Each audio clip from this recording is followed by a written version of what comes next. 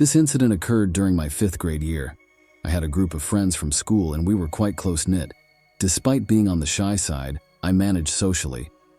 One day, my mom informed me that she had arranged for me to hang out with the son of one of her work friends.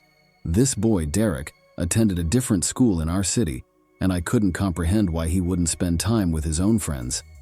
Nevertheless, I didn't argue with my mom and agreed to the arrangement. Derek, a year older than me, had a mischievous streak. During one visit to his house, we engaged in a peculiar game where he placed random objects in the road, hoping for a car to run over them. For instance, he once put a golf ball in the middle of the street, and the result was a cracked neighbor's wooden fence. It was fascinating, but Derek's presence made me uneasy. Even when we got along, I felt as though he might turn hostile. On another occasion, we were in his basement playing video games, enjoying the 90s setup with old couches and a small TV. Suddenly, Derek paused the game, claiming to have something cool to show me.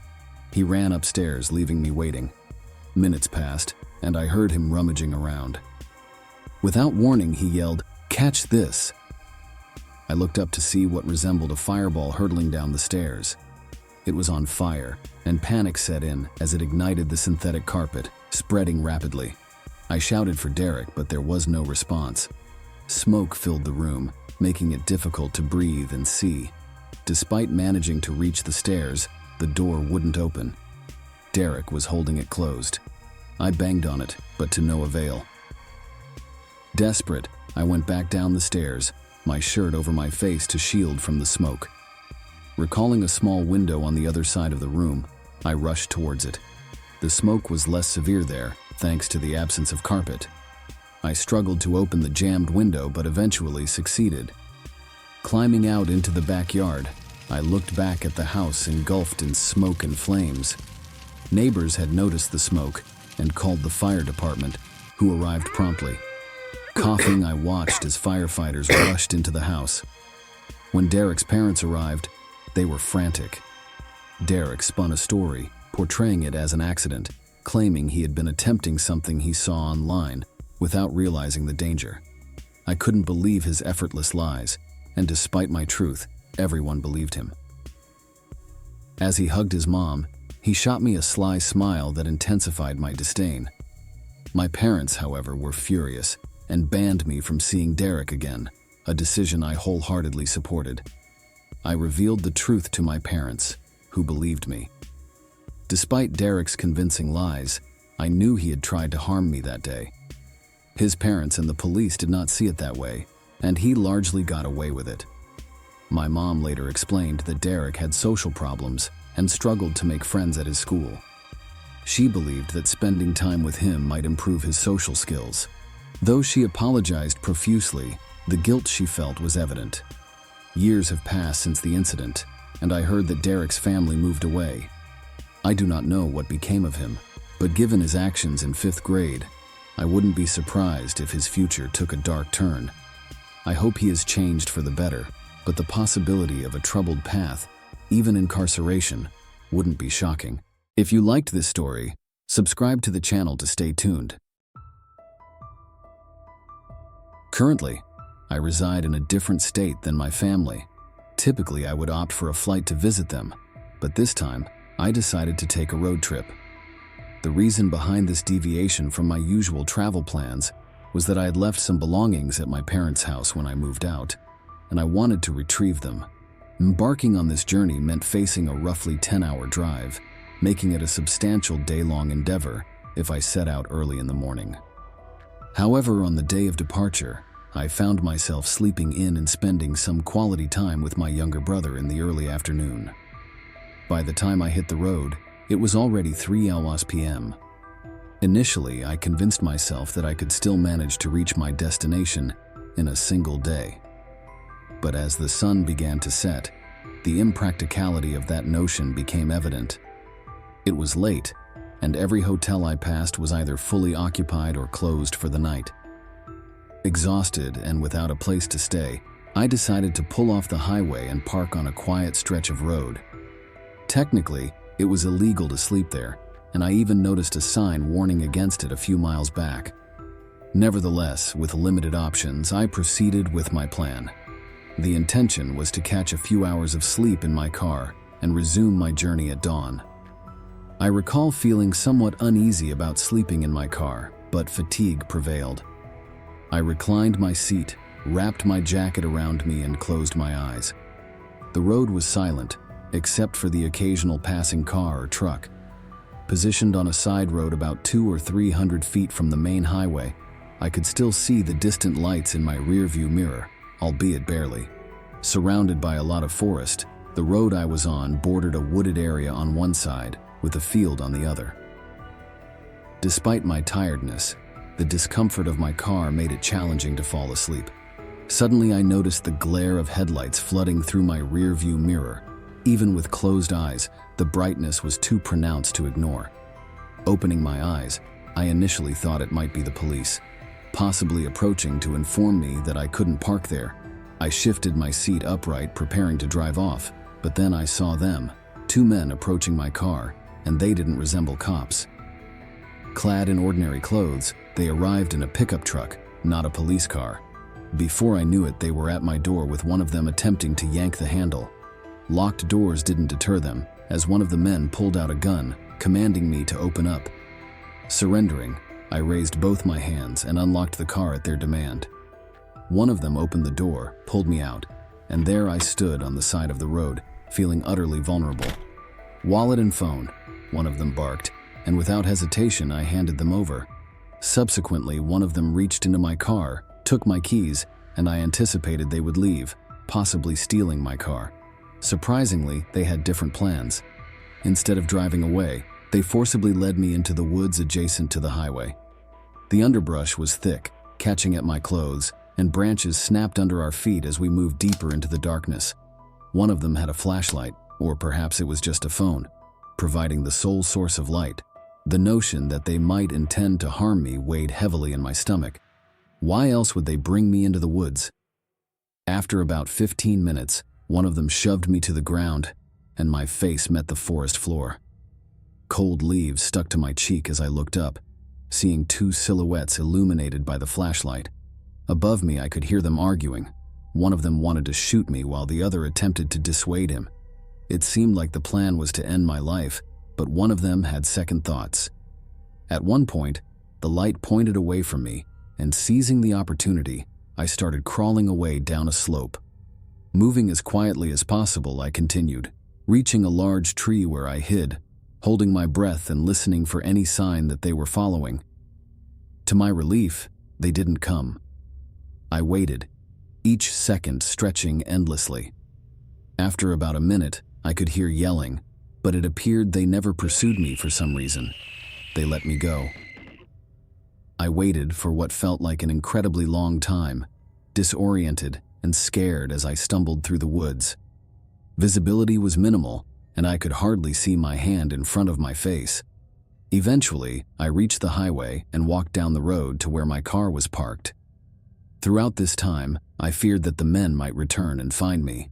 Upon reaching the road, I looked down, seeing the reflection from my taillights, confirming that my car was still there. However, the pickup truck was gone. Terrified, I dared not approach my car, lacking the keys. Instead, I stayed on the main highway and eventually flagged down a car for help. They called the police on my behalf, and law enforcement met me at that spot. In terms of evidence, there wasn't much to provide, given that I never got a good look at the men, making a detailed description challenging. Consequently, they were never apprehended. I never recovered my wallet or phone either. Checking my credit cards revealed no unauthorized charges, indicating the men were savvy enough not to use them. In terms of losses, there wasn't much, no cash, and my cards were essentially useless. They might have obtained a few $100 for my phone, but that would be the extent. I had to have my car towed to a nearby service station, then took the bus home to retrieve my spare key. While retrieving my car was a hassle, it wasn't as bad as if it were actually stolen. Since then, I've traversed that same route a few times, and each time chills run down my spine as I reminisce about that harrowing night. It could have all concluded for me in those woods, and they might have never found me. Every time I pass that spot, I am thankful that it didn't become my final resting place. I decided to venture into the world of dating apps last year as the pandemic was winding down, but the experience didn't unfold as expected. While swiping through Tinder without much anticipation, I came across Jen. Her profile seemed pleasant enough. A few smiling photos, some with friends and others on hiking trails. Nothing out of the ordinary except for the fact that she was 5 years older than me. Not a deal breaker, but a deviation from my usual preference. Her bio was simple, and we shared a few common interests, so I swiped right. We matched, engaged in some chatting, and eventually decided to meet up. Our plan was nothing extravagant, just a casual dinner at a local place I was familiar with. Upon arriving, the usual first date nerves kicked in as I waited near the front entrance. The moment I saw Jen, however, I sensed that something was off. Jen appeared different from her pictures, noticeably older, and her face didn't align with the one in her profile. It was so dramatic that I hesitated for a moment, questioning if she was the same person. While she claimed to be 29, there was no way she looked under 40. Despite the red flags, I chose to proceed with the date, intrigued to uncover the mystery behind this woman. Throughout dinner, our conversation was okay. Not the best, but not terrible either. She talked extensively about her work and her cat. I attempted to subtly inquire about her age by asking about her school days, but every time I did, she skillfully changed the subject. Aware that I might be getting played, I decided to play along. As the evening unfolded, the energy between us dwindled, and it became evident that we didn't have much in common. When the bill arrived, I was ready to call it a night. However, Jen suggested going back to her place for a drink. Politely declining, I fabricated an excuse. We walked back to the parking lot without much conversation, and as I headed to my car, I looked back at Jen, offering an awkward wave. Her reaction was minimal, and she quickly walked to her car. I chuckled to myself at the strangeness of the evening as I drove home. The journey took only 15 minutes until I reached my house, a decent-sized townhouse with a spare room, as my roommate was away. After a quick shower, ready to crash, the doorbell rang. Checking the time, it was late and I wasn't expecting anyone, making the situation odd. Approaching the front door, I peered through the peephole, discovering Jen standing on my doorstep. Although I left the door closed and locked, I spoke to her, questioning why she was there. She claimed she wanted to talk, feeling a connection between us. I couldn't believe what I was hearing. I informed her it was late, and she needed to leave. Unhappy with my response, her voice escalated, accusing me of leading her on, projecting her frustrations. While trying to remain composed and reiterating that it was time for her to leave, she persisted. When she didn't leave, I gave up, hoping she would take the hint. Returning to my living room, I turned on the TV, deciding to watch a few shows instead of going to bed with her present. Suddenly, 2 loud bangs echoed through my house, accompanied by the sound of a breaking window. Believing them to be gunshots, I dropped to the floor in front of the couch. Jen had fired 2 shots into my house, or so I thought. In a panic, I crawled to the back door, needing to escape from this psycho. Slipping out to the back, I hid behind my neighbor's shed. Feeling safe enough, I dialed 911, whispering into the phone my address and the urgency of the situation. I didn't provide much detail, other than the fact that an armed person had fired a gun. The dispatcher assured me that the police were on their way, and it would only be a few minutes. What transpired in those minutes, I don't know. I dared not peek into the window, and I didn't hear anything else. Crouching there, trying to stay calm, I listened for any signs of Jen, but there were none. Eventually, I heard the police enter my house, demanding Jen to drop the gun. There was some shouting, followed by silence. Jen had been arrested, found in my living room with the gun lying on the floor beside her. She must have been smart enough to put it down before the cops arrived. To this day, I wonder about that woman. Was she planning to harm me from the start, or did rejection trigger her actions? I may never know, but I still ponder what might have happened if I had accepted her offer to go back to her place. The outcome might not have been in my favor.